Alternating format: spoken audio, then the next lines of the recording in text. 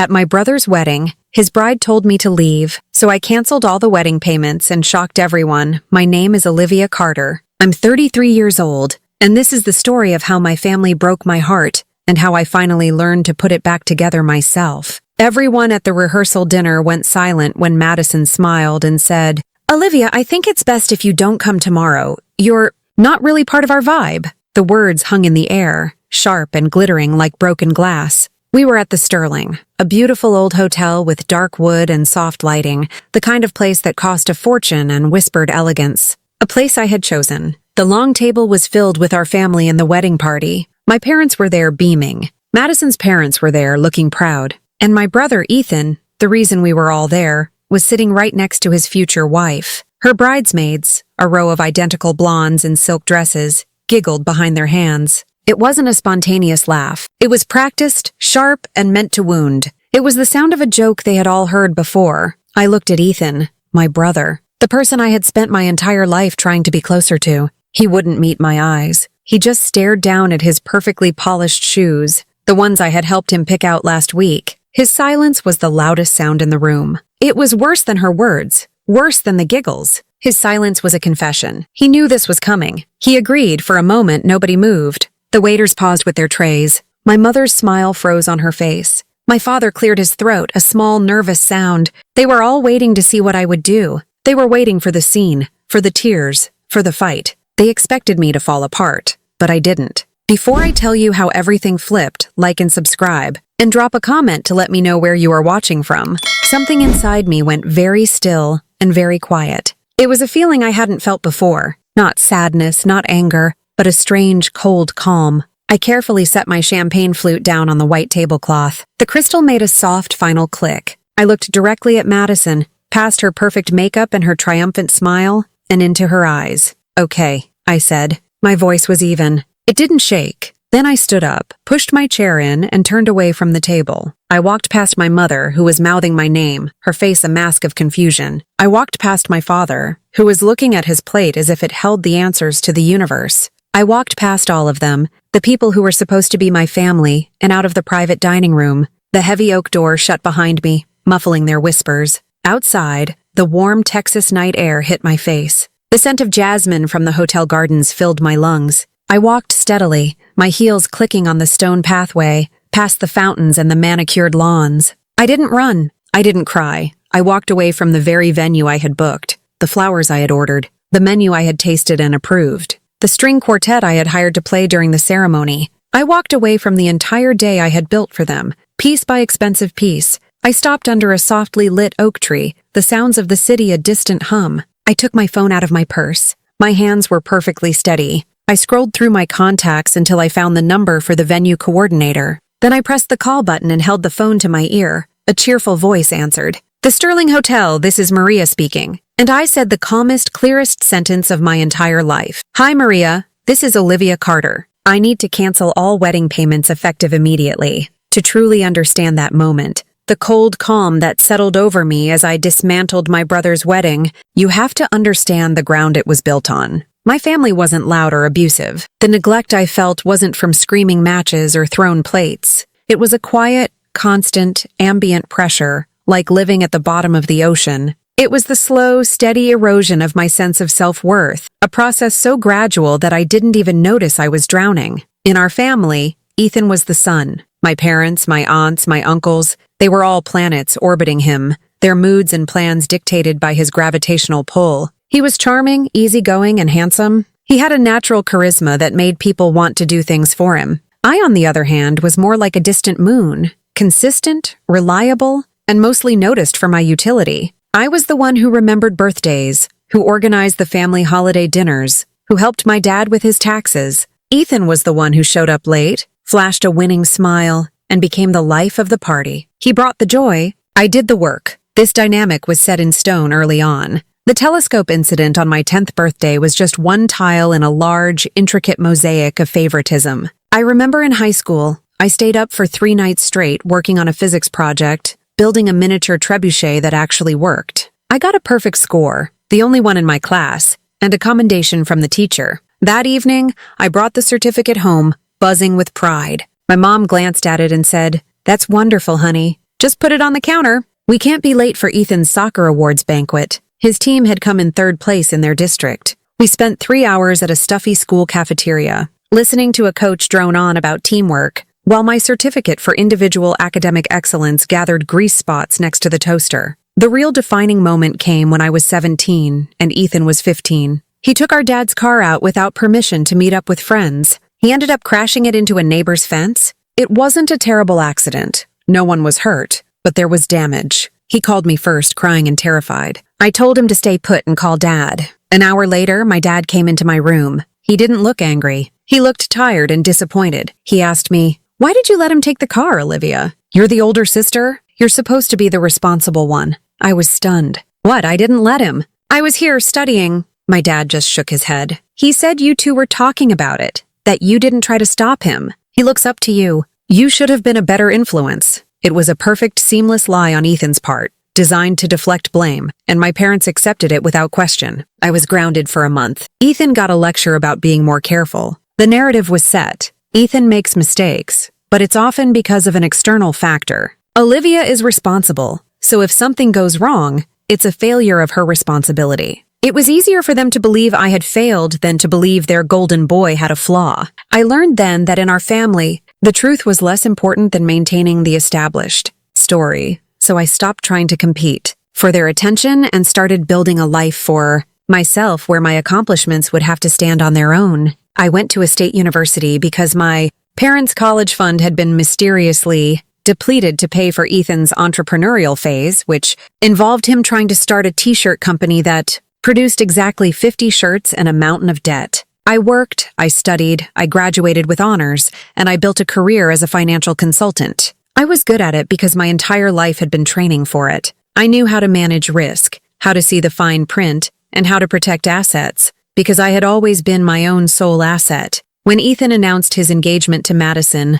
I felt that old, familiar pull. A wedding was a family event, a fresh start. Madison was polished. She came from a wealthy family, and she carried herself with an air of absolute certainty. She was the kind of woman who never had to check a price tag. My parents were ecstatic. She was, to them, a perfect match for their perfect son. This was my chance, I thought, to finally bridge the gap, not with certificates or good grades, but with something so overwhelmingly generous they would have no choice but to see me, to finally value me. The engagement party was at my parents' house. The place was buzzing. Madison was showing off her enormous diamond ring, and Ethan was beside her, looking prouder than I'd ever seen him. I overheard my mother whispering to my aunt in the kitchen, "It's going to be a big wedding. A proper wedding. I don't know how they'll manage it. Madison's family is contributing, of course, but Ethan," her voice trailed off, full of a familiar mix of pride and worry. That was my cue. It felt like a scene from a movie. I would be the quiet hero, the one who saves the day. I walked into the living room, my heart a frantic drum against my ribs. "Ethan, Madison," I announced, my voice a little too loud. The room quieted. "I have an idea. A gift for you both." Ethan smiled, a little confused. "What's that, Liv?" "I want to give you your wedding," I said, the words feeling huge and powerful. "All of it. The venue, the food, the flowers, everything. Let me take care of it. As my wedding gift to you." The reaction was instantaneous and overwhelming. Madison's perfectly manicured jaw dropped. My mother gasped and rushed over to hug me, tears in her eyes. "Olivia, that's the most selfless thing. You are truly the best sister." My dad clapped me on the shoulder, his eyes shining with pride. "That's my girl," he said. "Always taking care of your brother." For a few minutes, I was the son. The praise was intoxicating. I felt seen, appreciated, loved. In that moment, I convinced myself this was a pure act of love, a sister's gift. I ignored the small, cold voice in my gut that whispered, "You are buying your seat at the table." The next 6 months were a blur of intense work. I was managing my own clients' multi-million-dollar portfolios by day, and by night, I was a full-service wedding planner. The reality of my gift quickly set in. It wasn't a collaboration. It was a job. Madison treated me like an employee she didn't have to pay. Our meetings were always on her terms. I'd drive 45 minutes to a chic cafe she liked, where she would arrive 20 minutes late, scrolling through her phone. "Okay," she'd say, not looking up. "The florist. I sent you my Pinterest board. I want that exact look. Don't let them substitute with cheap flowers." I can tell. Her Pinterest board was a fantasy of out-of-season peonies and rare imported orchids. I would gently try to explain the budgetary and seasonal constraints. Madison, peonies in March in Texas will be incredibly expensive. We could get a similar feel with garden roses and save almost $5,000. She would finally look at me, her eyes flat. I don't want a similar feel, Olivia. I want that exact look. You said you were handling it, so handle it. Ethan was no help. He was the ghost in the planning machine. When I'd call him, trying to get him to mediate or make a decision, he'd always have the same response. Honestly, Liv, I don't care about the color of the napkins. Just do whatever makes Maddie happy. A happy wife means a happy life, right? He'd laugh as if it were a clever joke. But what it meant was, this is your problem now. You deal with her. His only job was to be the happy groom. My job was to build the stage for his happiness, no matter the cost to my time, my sanity, or my bank account. The payments were relentless. I set up a separate business account to manage the cash flow, to keep it clean. $20,000 deposit for the sterling, $15,000 for the caterer, $8,000 for the photographer she insisted on, who was based in Dallas and charged for travel, $12,000 for the florals after her demands for out-of-season blooms, $10,000 for the live band. Each transaction was a piece of my financial security, of the life I had so carefully built for myself, being chipped away. I sold off some stocks I'd been holding for years. I canceled a trip to Italy I'd been planning. I told myself it was worth it. On the wedding day, when I saw my brother's happy face, it would all be worth it. I see now that my generosity wasn't love. It was a desperate final bid in an auction for my family's affection. I was putting my life's work on the table and saying, is this enough? Am I enough now? I was paying for a feeling, a fantasy of being the beloved, indispensable sister. But the transaction was flawed from the start. They didn't see it as a priceless gift of love. They saw it as an invoice being paid. And when the service was rendered and the venue was booked, the service provider was no longer required. The drive home from the rehearsal dinner was an out-of-body experience. I remember the slick, wet gleam of the streetlights on my windshield, but I don't remember a single turn I made. My car's navigation system must have guided me, because my mind was a million miles away, stuck in that silent, horrible moment at the dinner table. Madison's smug smile, the bridesmaid's cruel giggles, my brother's bowed head. It played on a loop, each repetition a fresh stab of betrayal. When I finally stumbled into my apartment, the familiar space felt alien. The photos on my mantelpiece, of me and Ethan as kids, of our whole family on vacation, seemed to mock me. They were images of a life I thought I was a part of, a story I now realized I had been misreading all along. I didn't turn on the lights. I sank onto my sofa in the oppressive darkness, my purse dropping to the floor with a heavy thud. For a long time, I just sat there. I had already made the call to the venue coordinator, Maria. My voice on that call had sounded like a stranger's, calm, detached, professional. But it was a mask. Underneath, a tidal wave of pain was building, and I was terrified it would break and pull me under for good. That old, insidious voice of self-doubt began to creep in. You're overreacting, Olivia. She was just stressed. You're making this a bigger deal than it is. You're going to ruin your brother's wedding. You'll tear the family apart. You'll be the villain. For my entire life, I had been programmed to absorb conflict, to be the peacemaker. My value, I had been taught, was in my ability to endure quietly. Even after this ultimate humiliation, my first instinct was to question my own reaction, not their actions. I needed an anchor. I needed someone to tell me that my pain was valid. I needed my mother. My hands were trembling as I picked up my phone. It was late, close to midnight, but I knew she would be up. She and my dad would be in their living room, the TV on low, dissecting the evening. I imagined the conversation. My mom worried, my dad telling her it would all blow over. I just needed her to take my side. Just this once. I needed her to be a mother first and a peacekeeper second. She answered on the second ring, her voice tight with caution. Olivia? Hi, Mom, I managed to say. The words felt thick and clumsy in my mouth.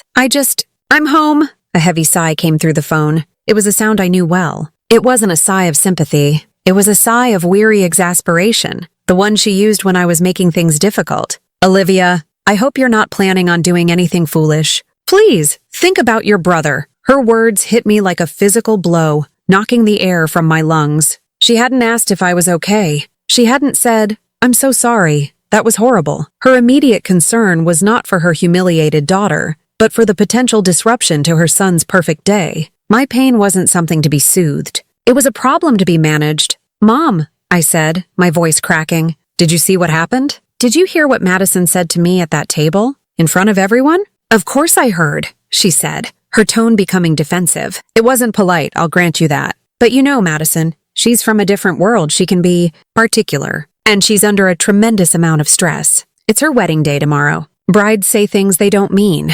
She meant it, Mom, I insisted, my voice rising with desperation. And Ethan sat there. He looked at his shoes. He didn't say a single word. What was he supposed to do, Olivia? She shot back, her voice sharp. Make a scene? Publicly contradict his fiancée the night before their wedding? He's in an impossible position. He has to stand by his wife. That's what a good husband does. You should try to be more understanding of his perspective. I could hear my father's gruff voice in the background. What's she saying, Carol? Is she going to be difficult? Then my mother's voice changed. It became colder, firmer, as if my father's words had solidified her resolve. Your father is right, Olivia. You need to let this go. It's one day. Just be the bigger person. We've always been able to count on you to be the mature one, the strong one. Don't let us down now. You're so independent. You've got your own life. This wedding means the world to Ethan. The phrase hung in the air, be the bigger person. It was my family's code for swallow your pain and don't make us uncomfortable. My strength, my independence, the very qualities I had to develop because they were so focused on Ethan, were now being used as a justification for their neglect. They weren't asking me to be strong for myself. They were asking me to be strong so they wouldn't have to deal with the messy reality of my feelings. So that's it? I whispered, the lump in my throat so large I could barely speak. I'm supposed to just pretend this never happened? She threw me out of my own brother's wedding, a wedding that wouldn't even be happening without me, and I'm supposed to smile and take the high road? Don't you dare bring money into this, Olivia, my mom said, her voice laced with ice. That was a gift. A gift is given freely, not held over someone's head. To even mention the money is just tacky. Right now, this family needs peace. We need you to put your hurt feelings aside for the good of everyone. That was the moment the last thread of hope I was clinging to finally snapped. They weren't just choosing Ethan. They were choosing a comfortable lie over a difficult truth. They were choosing the flawless image of a happy family over the actual well-being of a member of that family. My role was clear. I was the support beam, designed to be hidden in the walls, holding everything up. The moment I creaked, the moment I showed the strain, I was the one at fault for threatening the integrity of the structure. I have to go, I said, my voice devoid of all emotion. I was an empty vessel. Olivia, don't you hang up on me, she started, her voice rising in panic. Don't do anything rash. Think about the family. I pressed the red button on my screen, ending the call, ending the conversation, ending a lifetime of believing that if I just tried hard enough, they would finally, truly see me. I sat in the crushing darkness of my apartment, the silence absolute. The phone call had been a final, desperate appeal, and the verdict was in. I was on my own. My pain was irrelevant. My contributions were expected. My loyalty was disposable. They had not only victimized me with their neglect, they had explicitly instructed me to cooperate in my own erasure. And in that moment of profound abandonment, something shifted. The pain didn't disappear, but it crystallized. It turned from a messy, overwhelming flood into a single, hard, clear diamond of purpose. They wanted me to be the bigger person? Fine, I would be. A bigger person doesn't pay to be humiliated. A bigger person doesn't fund her own abuse. A bigger person protects her assets. And my peace of mind, I realized, was the most valuable asset I had. Sleep was an impossibility. My mind was a racetrack of circling thoughts, each one more painful than the last. My mother's dismissive words, my father's judgment, Madison's cruel smile, they were all there, running laps in my head. After hours of staring at the ceiling, a strange, compulsive energy took hold of me. I couldn't stay in my apartment, surrounded by the ghosts of a family that didn't exist. I needed to move. I needed to see. I got in my car, not with a destination in mind, but just to feel the motion. The city was quiet at 2 a.m, the streets empty and vast. It felt like the world had been hollowed out, leaving just me and the hum of my engine. My hands, acting on some subconscious autopilot, steered me back toward the one place I probably shouldn't have gone, the Sterling Hotel. I didn't drive up to the grand entrance. I parked across the street, in the desolate parking lot of a closed office park, half hidden by a large, overgrown hedge. From there, I had a perfect, unobstructed view of the hotel's grand ballroom. The lights were still on inside, casting a warm, inviting glow that felt like a personal insult. A late-night crew was at work. I could see them through the massive, floor-to-ceiling arched windows. I saw a man on a tall ladder, painstakingly hanging the strings of fairy lights I had picked out, the ones Madison had called passable. I watched two women setting the tables, laying out the crisp ivory tablecloths and the silver chargers I had debated over for a week. They were arranging small prototype centerpieces on a few of the tables, positioning candles and floral arrangements. Those were the flowers I had fought for, the ones I had authorized a budget increase to get. Every single detail I could see through that window was a decision I had made, a problem I had solved, a check I had signed. I sat there in the anonymous darkness of my car, watching a world being built that I was explicitly excluded from. I was the architect of a party I was forbidden to attend. The feeling was so profoundly lonely. It was like a physical weight pressing down on my chest, making each breath a conscious effort. It was a loneliness that transcended simply being alone. It was the chilling realization of being utterly irrelevant to the people who were supposed to be my core. My mind started to drift back, not just to recent events but further. The last 6 months began to unspool in my memory, not as a series of generous acts, but as a long, slow, methodical humiliation. This wasn't a single act of betrayal at a dinner. This was the logical conclusion to a pattern I had willfully ignored. The cake tasting became a vivid, painful memory. I replayed the whole scene in my mind.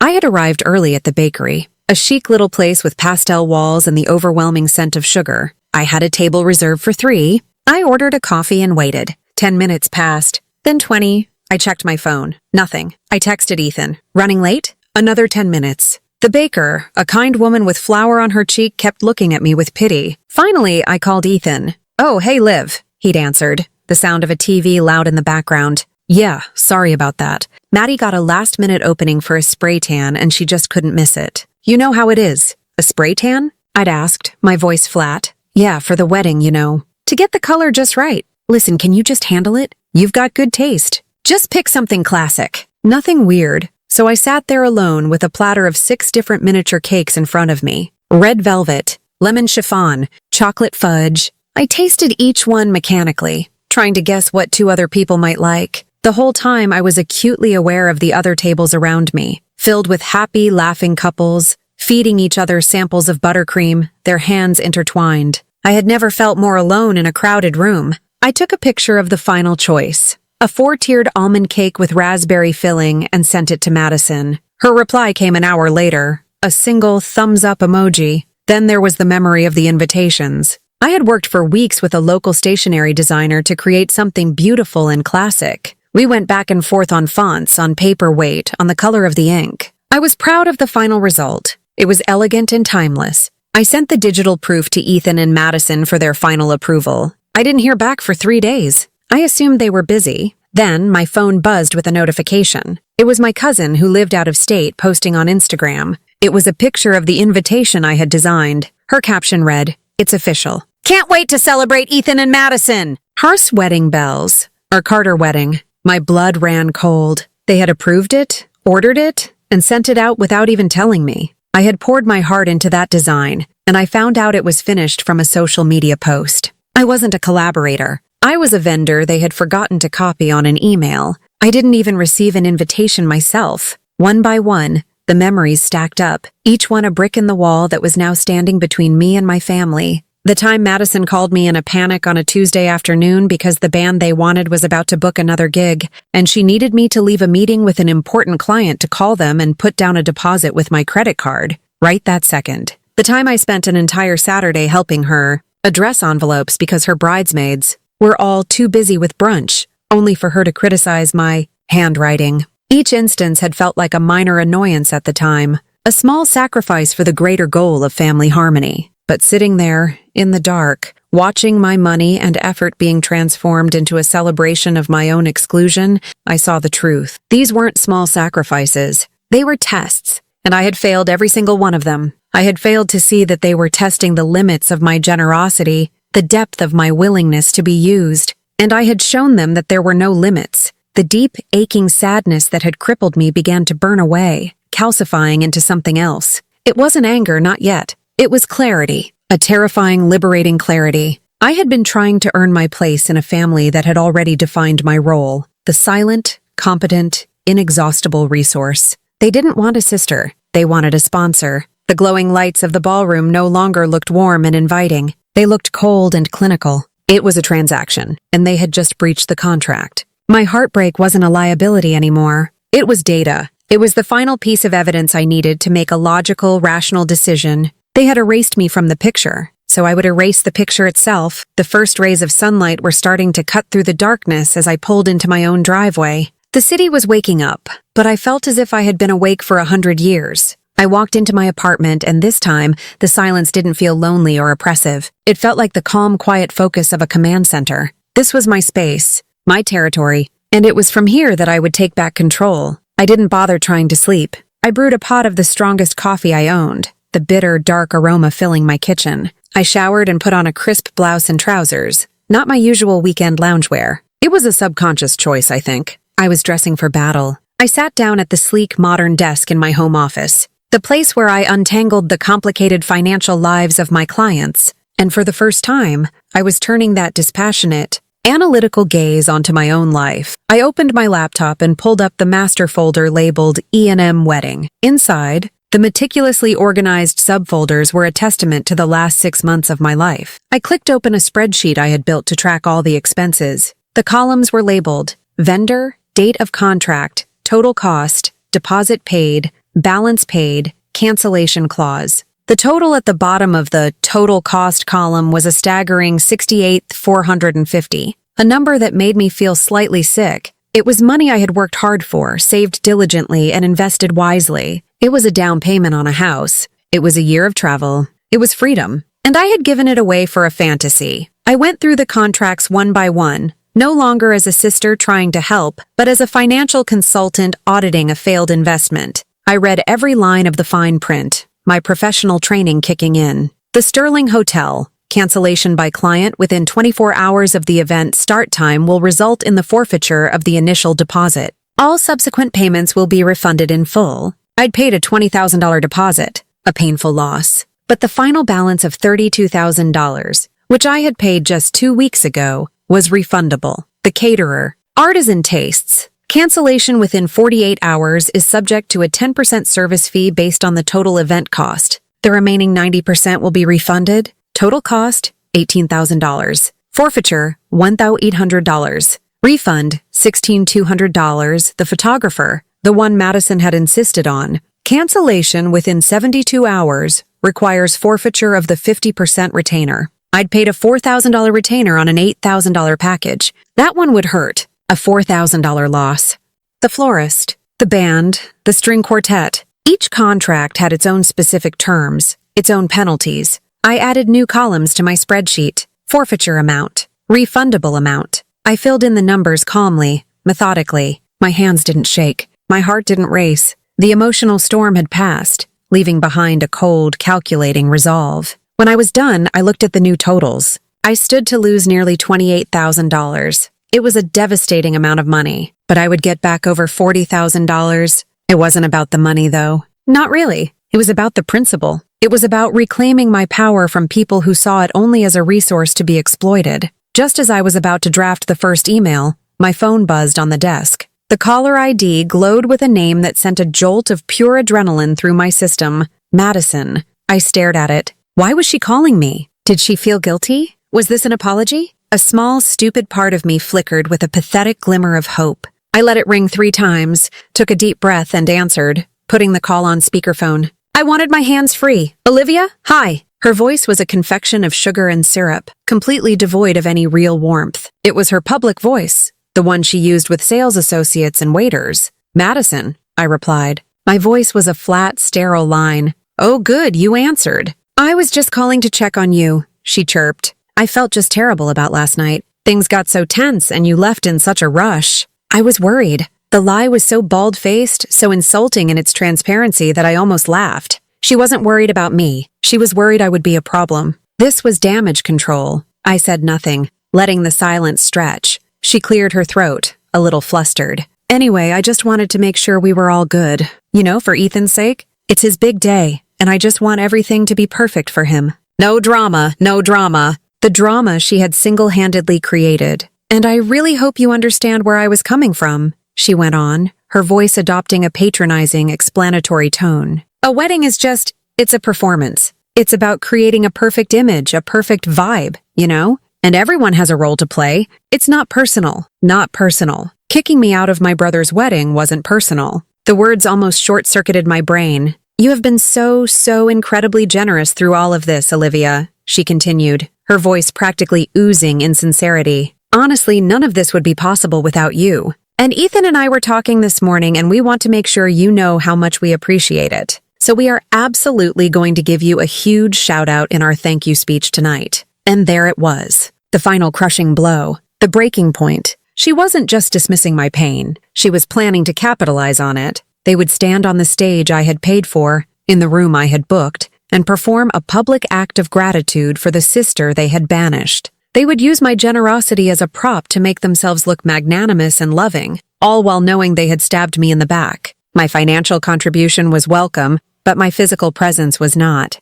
I was the ghost who haunted the feast, worthy only of a toast in my absence. The sheer, unmitigated gall of it was breathtaking. It was the moment every last shred of familial obligation, every lingering doubt evaporated from my soul. A real smile touched my lips. It was a thin, sharp, dangerous thing. "You're right, Madison," I said, and my voice was suddenly as sweet and syrupy as hers had been. The shift in my tone made her relax. I could almost hear the satisfied sigh on her end of the line. "Oh, good," she said, sounding immensely relieved. "I'm so glad you understand. I knew you would. You're the sensible one." "I do understand," I said, letting the words hang in the air. "Completely. You and Ethan deserve a wedding that is a perfect reflection of who you are. A day you'll never forget. Thank you, Olivia. That means the world to me. I'll tell Ethan you're okay." He was so worried. "You do that," I said softly. "Have a wonderful day." I ended the call. I turned back to my laptop. The cursor was blinking in a blank email draft.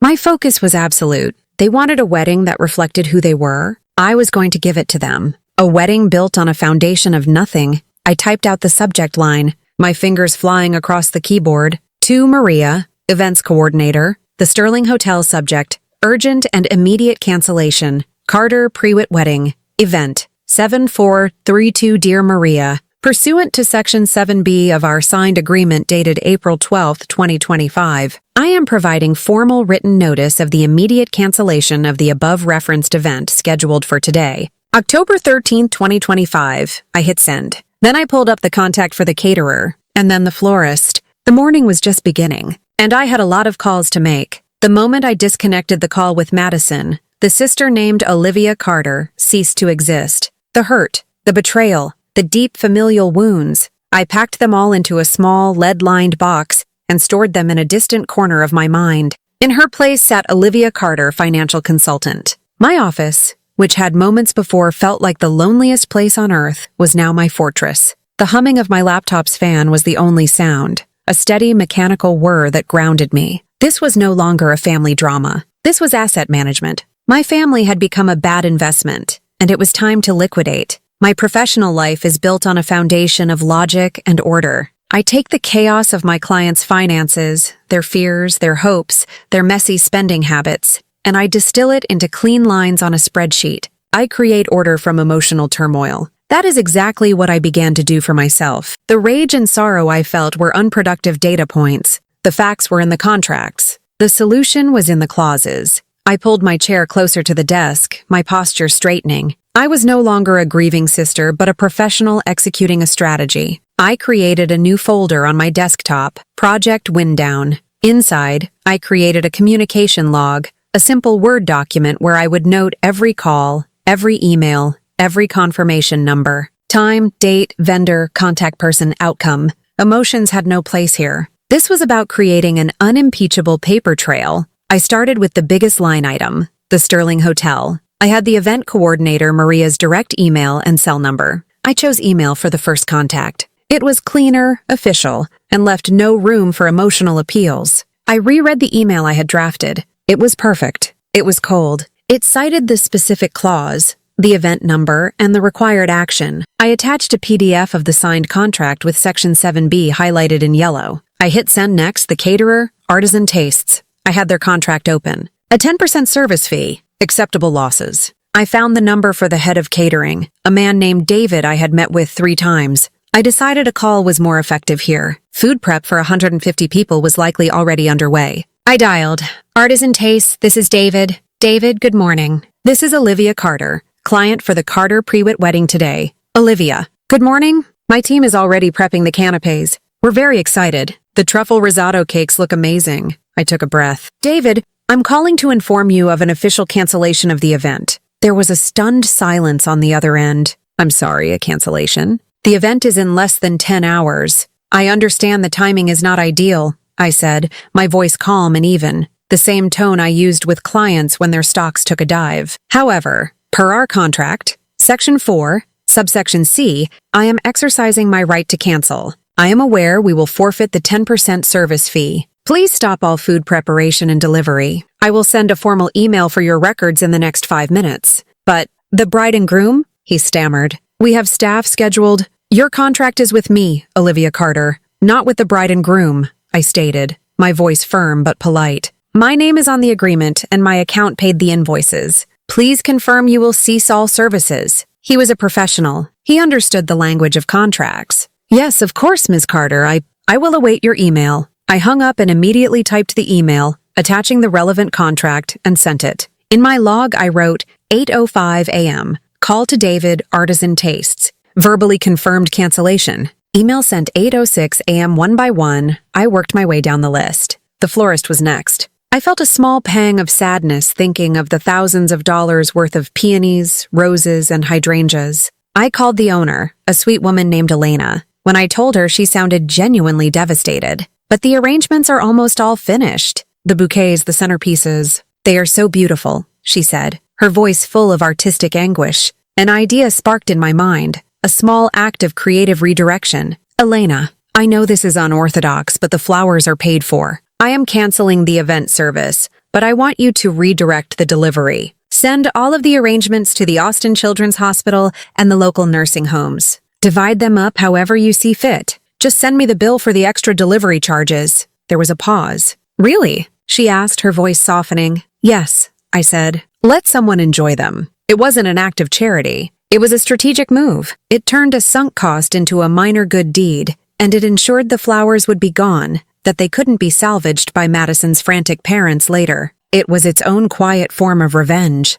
The photographer was easier. He was a freelancer. His contract was clear about the 50% non-refundable retainer. I sent him an email releasing him from the contract. I knew he could likely book a last-minute portrait session and double dip on his earnings for the day. Good for him. Within 10 minutes, he replied, confirmed. Thank you for the notice, Olivia. All the best. The band was the last major item. They were a popular local funk band, and I had booked them almost a year in advance. Their contract had the steepest penalty, a 50% forfeiture if canceled within 30 days. I had already paid in full. I called the band manager, a gruff man named Sal. You're canceling? On the day of? He barked into the phone. Lady, you're losing 10 grand. I am aware of the terms, Sal, I said coolly. My financial situation is not your concern. Your concern is whether your band is playing at the Sterling tonight. And they are not. Send me a confirmation of cancellation and a receipt for the refund of the 50% balance. Fine by me, he grumbled. Saves the boys a drive. Email is on its way. The string quartet,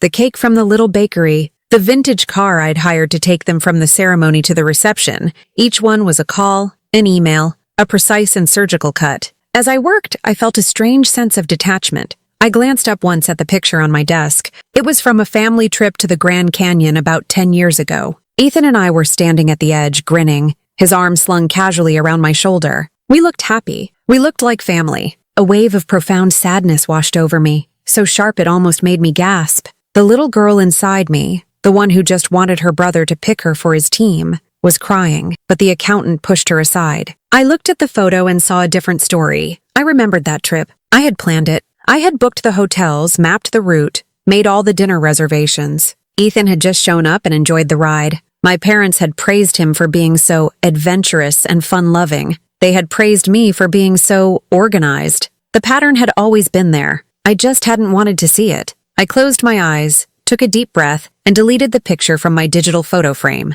I couldn't look at it anymore. I turned back to my laptop. The last vendor had been contacted. The cancellations were all in motion. The machine had been dismantled piece by piece. There was only one task left. I opened a new email. My fingers hovered over the keyboard. This message had to be perfect. Not angry, not emotional, not vindictive, just factual. It had to be a statement of consequences, not a declaration of war. I typed Ethan's email address in the to field. I didn't add my parents. This was between my brother and me. The subject line was simple. Your wedding. The body of the email was even simpler. I wrote 2 short sentences. Per Madison's request last night that I not attend, I have withdrawn my involvement from the event. This includes all financial arrangements made on your behalf. Then I did the most important part. I attached every single cancellation confirmation email I had received so far from the vendors. The one from the Sterling, the one from the caterer, the photographer, the band, the florist. I would forward the rest as they came in. I wanted him to see the receipts. I wanted him to see the cold, hard, documented proof of what I had done. I stared at the screen for a full minute. My finger hovered over the mouse. This was the point of no return. This was the button that would detonate my family. But the truth was, it was already broken. I was just the one holding the demolition papers. I clicked send. A strange calm washed over me. It wasn't triumph. It wasn't joy. It was the quiet, profound peace of a balanced ledger. The debt had been paid. After I sent the email to Ethan, a profound silence descended upon my apartment. It was 8:45 on a Saturday morning. Outside, Austin was coming to life. I could hear the distant sounds of traffic, a dog barking, the gentle hum of a city waking up. But inside my home, it was perfectly still. I had launched a missile, and now all I could do was wait for it to land. I stood up from my desk, my muscles stiff from hours of sitting in tense focus. I walked to my kitchen and methodically made myself breakfast. I toasted a piece of sourdough, scrambled 2 eggs, and sliced an avocado. The simple domestic tasks felt surreal. How could the world continue to turn on its axis when I had just shattered mine? I ate slowly, deliberately, staring out the window at the clear blue Texas sky. It was a beautiful day for a wedding. A perfect day, full of sunshine and light breezes. The irony was not lost on me. My phone sitting on the counter was a silent black rectangle. It was a bomb, and I was just waiting for the timer to run out. I knew Ethan wouldn't have seen the email yet. He'd be with his groomsmen, probably having a celebratory breakfast, laughing and joking, blissfully unaware that the entire foundation of his perfect day had been reduced to dust. Madison would be in a suite somewhere, surrounded by her bridesmaids, getting her hair and makeup done, sipping champagne, imagining her grand entrance. My parents would be getting dressed, my mother probably fussing over my father's tie, feeling proud and excited. They were all living in a world that, unbeknownst to them, had ceased to exist about an hour ago. The waiting was a strange form of torture. Part of me wanted the explosion to happen, to get it over with. Another part of me wanted to cherish this last pocket of silence before the inevitable storm. For the first time in 6 months, my time was my own. I wasn't on the phone with a vendor. I wasn't checking a budget. I wasn't placating an anxious bride. The immense weight of their wedding, which I had been carrying for so long, was gone. The relief was so profound it almost made me dizzy. To distract myself, I began to clean my apartment. I wiped down counters, vacuumed the floors, organized my bookshelf. I was creating external order to match the cold internal order I had established. As I worked, my laptop pinged with new emails. I walked over and saw a series of new messages popping into my inbox, each one a small victory. From the Sterling Hotel. Subject, confirmed, cancellation of event, 7432. From Artisan Tastes. Subject, cancellation confirmed and refund processed. From Elena's Floral Design. Subject, wedding flowers. Delivery confirmation. I opened the email from the florist. It contained a short, heartfelt note from Elena. Olivia, your gift to the hospital and the nursing homes has brought so many smiles this morning. The nurses were in tears. Thank you for turning a bad situation into something beautiful. Attached were a few photos she had taken with her phone. A huge bouquet of white roses on the main desk of the children's ward, and a sweet elderly woman in a wheelchair holding a bundle of peonies, her face lit up with a frail, joyful smile. Seeing that picture, I felt the first genuine, unadulterated emotion since the night before. It was a complex feeling, a mix of sorrow for what had been lost and a strange, quiet satisfaction for what had been salvaged. The confirmations kept coming. The band manager sent a terse email with a PDF of the refund receipt. The cake baker sent a sad but understanding note. Each email was another lock clicking into place, another door slamming shut on the wedding that would never be. Each time a new one arrived, I dutifully forwarded it to Ethan without any additional comment. Just another nail in the coffin, another piece of evidence. By 10 a.m., my apartment was spotless and my inbox was full of confirmations, but my phone was still silent. The quiet was starting to feel unnatural, eerie. It was the calm before a tsunami. They still didn't know. The thought was both terrifying and strangely empowering. For once in my life, I was the one who held all the information. I was the one in control. I knew I couldn't just sit here and wait for the deluge. I needed to get out. I changed into my running clothes, laced up my sneakers, plugged in my headphones, and left my apartment. I left my phone behind on the kitchen counter, screen down. I didn't want to be reachable. I wanted to be blissfully, completely out of touch. The chaos was coming, but I refused to be a participant in it. I had lit the fuse. I didn't need to stay and watch the explosion. I ran for over an hour, pounding the pavement of the trail around Lady Bird Lake. The sun was warm on my skin, the rhythm of my feet a steady, meditative beat. I focused on my breathing, on the music in my ears, on the feeling of my muscles working. I ran past families having picnics, past couples walking their dogs, past the whole normal world going about its Saturday. For that hour, I wasn't a scorned sister or a family villain.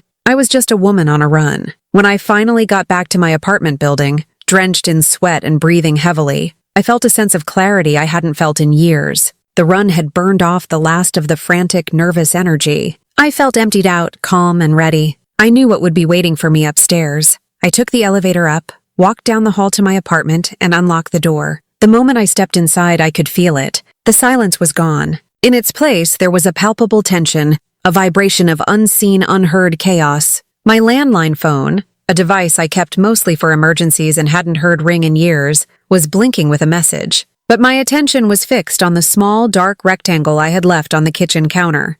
I walked over to it and turned it face up. The screen was a galaxy of notifications, missed calls, text messages, voicemails. The storm had arrived, and my quiet morning was officially over. I stood in my kitchen, dripping sweat from my run, and stared at the screen of my phone. It was a testament to a world falling apart. The notifications were a rapid-fire timeline of dawning horror. I scrolled through the lock screen, a detached observer watching a train wreck in slow motion. The first text, timed at 10:15 a.m., was from Ethan. It was casual, almost breezy. "Hey, weird email. Did your account get hacked or something? The attachments are all messed up." A follow-up 10 minutes later was laced with confusion. "The photographer just texted me. Said he's not coming? He said to talk to you. What's going on, Liv?" Then, the tone shifted dramatically. "Madison's makeup artist just called from the lobby of the Sterling. The hotel says we don't have a reservation for the bridal suite. They said the whole event was canceled. This is some kind of sick joke, right?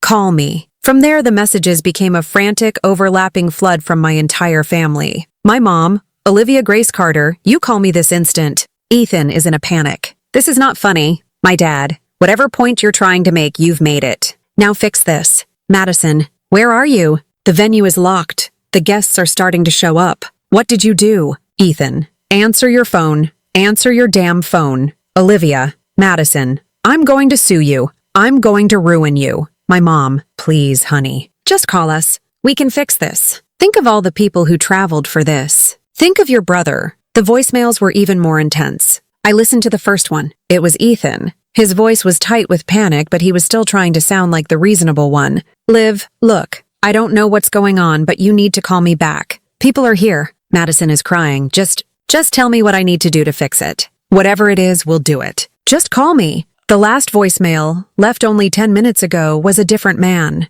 It was him shouting, his voice raw and breaking. "How could you do this? How could you do this to me? You've destroyed everything! You've destroyed our family." I deleted them all without listening to the rest. I already knew what they would say. I took a long drink of water, my hand perfectly steady. The detached calm I had cultivated all morning was still there, a shield of ice around my heart. They thought this was a negotiation. They thought I wanted something. They didn't understand that this wasn't a tactic to get an apology. This was a final judgment. My phone started ringing again. The screen lit up with Ethan's face. I stared at it for a moment, then I answered. I put it on speakerphone and set it on the granite countertop.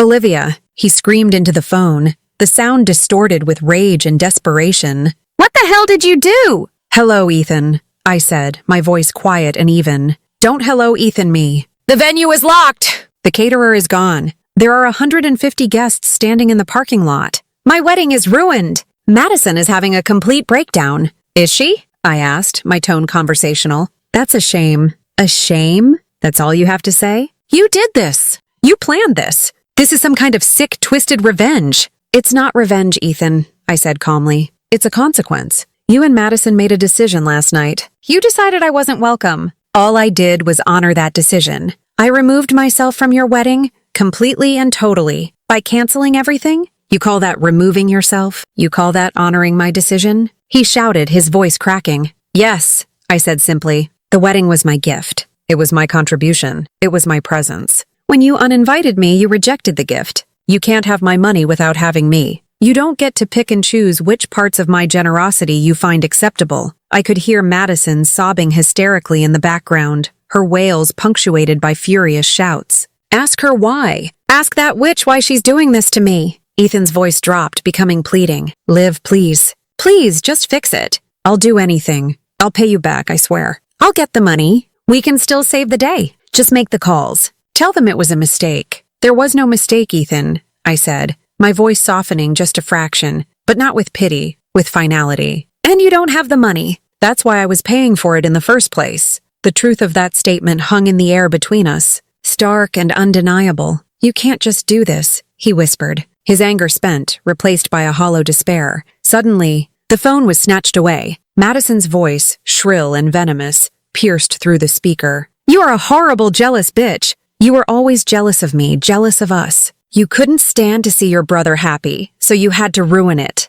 Hello, Madison, I said, my voice returning to its icy calm. I hope you're having a day that's a perfect reflection of who you are. You, she sputtered, so full of rage she couldn't form a sentence. You've ruined my life. No, I said softly. You told me I wasn't part of your vibe, remember? I just made sure my $68,000 wasn't part of your vibe either. You can't just... She started, her voice breaking on a sob. I can, I said, cutting her off. And I did. Then before she could respond, I hung up. I immediately blocked her number. Then I blocked Ethan's number. A moment later, my mother called. I let it go to voicemail. Then my dad. I blocked their numbers too. I blocked my aunt, who was Madison's godmother. One by one, I built a digital wall, cutting off every avenue of communication. The chaos was theirs now. They had created the circumstances. They could live with the fallout. I stood in my quiet, clean apartment. The silence, a stark contrast to the pandemonium I knew was unfolding across town.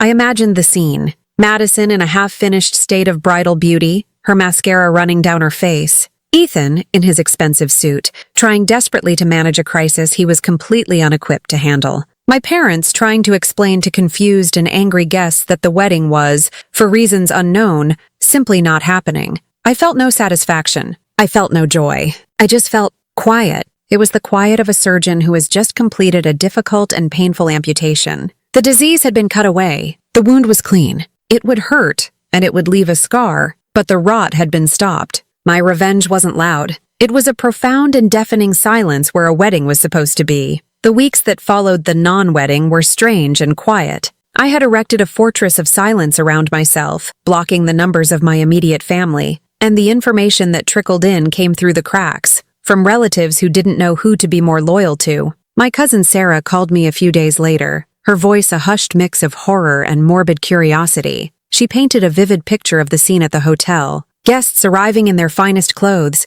walking up to the grand entrance of the Sterling only to find the doors locked and a small, professionally printed sign on a brass stand. The Carter Prewitt event, scheduled for this evening, has been canceled. We apologize for any inconvenience. Madison's parents, according to Sarah, had been in a state of utter panic. Her father, a man accustomed to having his way, had been shouting at the hotel manager, who calmly explained that they had no valid contract. As the client on file, Ms. Olivia Carter, had canceled the agreement that morning. He had tried to pay them on the spot, waving his credit card, but the manager explained that the staff had been sent home. The ballroom had been rebooked for a corporate dinner that evening, and there was simply nothing to be done. The caterer, the band, the photographer, they all told the same story. Their contract was with me and I had terminated it. Without a valid contract, they would not perform. The humiliation was absolute and public. 150 people, many of whom had flown in from across the country,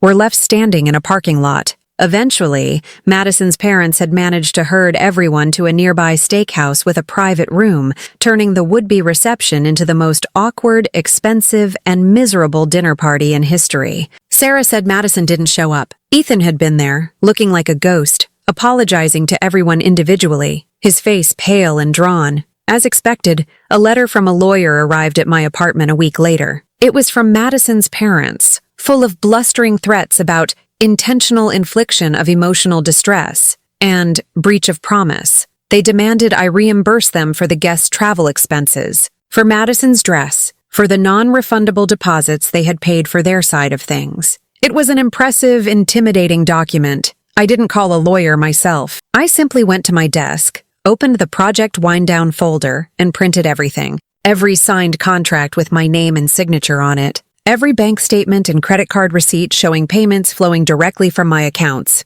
Every cancellation confirmation from the vendors. I packaged it all neatly in a large envelope and couriered it to the lawyer's office with a simple, unsigned sticky note on the front. Good luck. I never heard from them again. There was no case to be made. I had not breached a single agreement. I had simply exercised my rights as the sole, legal client.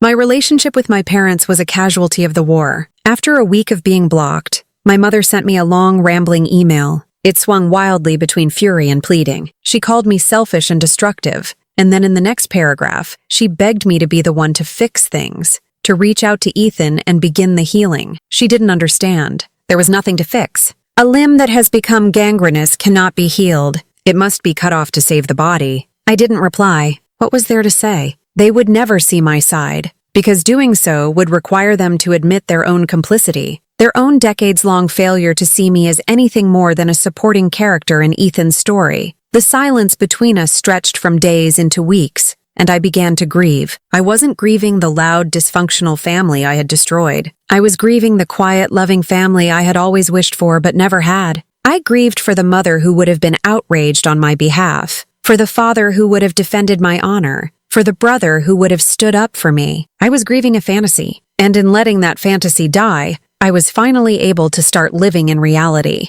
About a month after the canceled wedding, there was a knock on my door. It was late on a Tuesday evening. I wasn't expecting anyone. I looked through the peephole and my heart stopped. It was Ethan. He was alone, standing on my welcome mat, looking thin and lost. He was wearing an old, rumpled sweatshirt, and he had dark circles under his eyes. My first instinct was to keep the door locked, but I looked at his face, stripped of all its usual charm and confidence, and I saw not the golden boy, but just a sad, broken man. I opened the door. He didn't try to come in. He just stood in the doorway. "Hi, Liv," he said, his voice quiet. "Ethan?" I said. It wasn't a question or a greeting, just a statement of fact. We stood in silence for a long moment. Finally, he looked up, and his eyes were full of a pain that looked real. "We're not together anymore," he said. "Madison and we tried after that day. But we couldn't. It was all just broken." I just nodded. I didn't feel any triumph in this news. "I've been doing a lot of thinking," he continued, his gaze dropping back to his shoes,